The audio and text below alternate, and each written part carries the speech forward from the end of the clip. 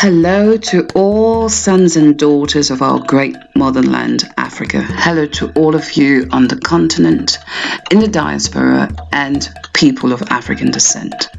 Welcome once again to another episode of our channel, As in Vibes. So today's episode brings an end to our series of the African warrior queens. We are really grateful that we had in our lifetime to know more about our history through these great women.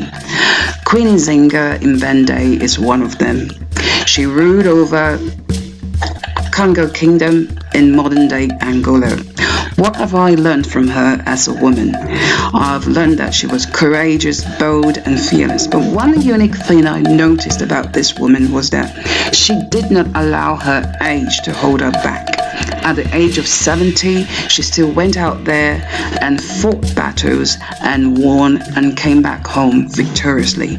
She was also a very compassionate woman. A woman, even with all that she went through, she lost her son, but she still went out of her way to show love and compassion to women. She encouraged women to be empowered. She provided and cared for the homeless and destitute. She stood firm and made the Portuguese government realize that they would have no other option than to recognize her as the ruler of the Congo Kingdom. So what can we learn from this great woman? We need to learn that we need to reclaim our identities as Africans. We shouldn't be afraid to defend our continent. We need to encourage our people, no matter where we are. Let us fight to defend motherland Africa. Another inspirational queen was Queen Anania Santoiro. Queen Anania Santoiro, another great woman. At the age of 65, she never held back. She was a voice of the voiceless. She stood up when others couldn't. She did put herself forward to defend the Ashanti Kingdom. She rose up and led an army of women to challenge the British colonial system. She also was the gatekeeper for the golden stool. What can we learn from this great woman? That she never allowed her age to hold her back. She was courageous, fearless. She believed in her people. She was a defender of the Ashanti Kingdom. And we need people like this right now in Africa. Our motherland needs people like this right now in Africa. We need to defend our motherland Africa. We need to empower our people. We need to encourage our people. We need to believe in ourselves. This is what we need right now in Africa. Be strong, be courageous, be fearless. Let us admire her bravery. Let us admire her legacy and learn from it. The Ashanti Kingdom is still here today because of her legacy, and I believe the Ashanti people are proud of her for what she has done for that great kingdom. So as Africans and people of Africa, let us be bold and defend our motherland, Africa. So going across the Atlantic, the legacy lives on. We have great descendants of Africa, Queen Solitude of Guadeloupe, who was a biracial woman, but she did not allow that to hold her back.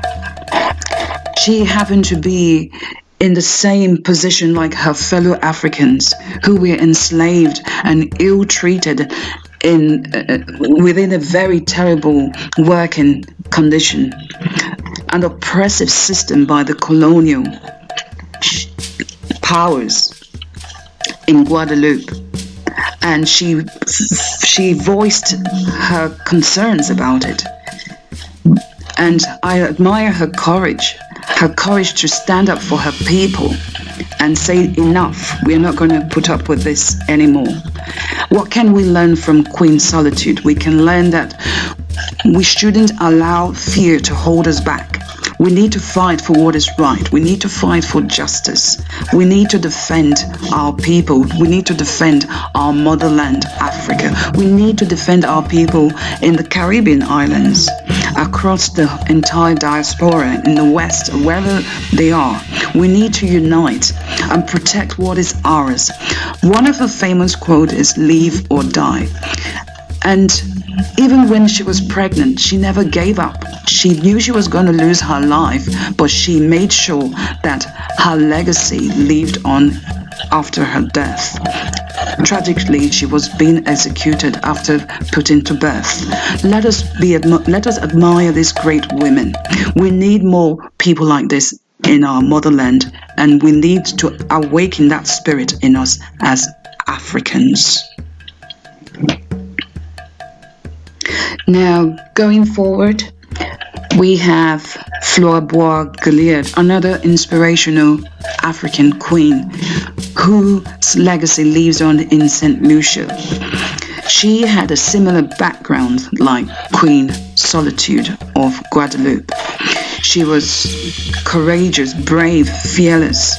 She never gave up on herself or her people. She recognized the suffering of the people.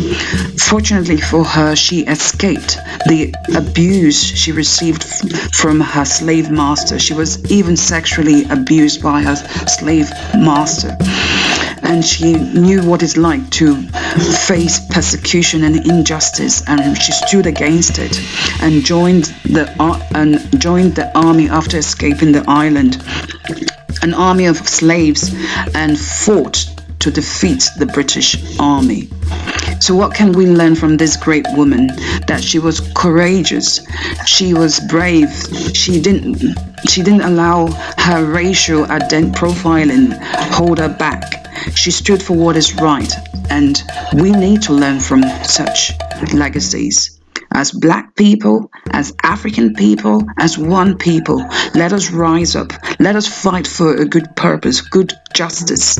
Let us shout for justice. Let us speak in one voice, in one unity, to defend who we are as Africans and defend our great motherland, Africa. And wherever we might find ourselves, either in the continent or in the diaspora, it's high time we now recognize that we now need to reunite as one people and make Africa great again. I hope you enjoyed this episode. Thank you, and we look forward to seeing you very soon. Bye.